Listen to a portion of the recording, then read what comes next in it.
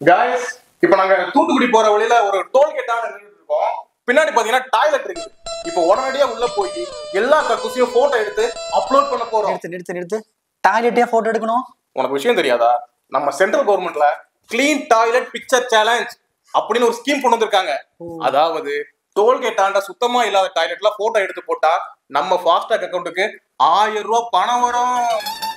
Hello, யார் sir நீங்க? அப்பல இந்த வீடியோ எடுத்துட்டு இருக்கீங்க? நீ யாரியா? ஹலோ, நான் இந்த டோலோட மேனேஜர்.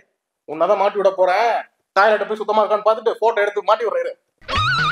அடங்கோ, ஊட்டி இருக்க டாய்லெட்டோட போட்டோ எடுக்க போறீங்க? அதுதான் ரொம்ப நாளா புழக்கத்திலே இல்லாம கிடக்கடா. சார் போங்க சார், போய் பாருங்க. வரேன். டேய், ஏன்னா பூட்டி வச்சுக்கிட்டீங்க? டாய்லெட் சேலஞ்ச் என்ன? 1000 ரூபாய் சுத்தமா இல்லைன்னா கொடுப்பேன்னு சொன்னாங்க. ஊட்டி இருந்தா தருவனே யாராவது சொன்னாங்களா? கண்ணா மூச்சி ஆட்டம் நடக்குது.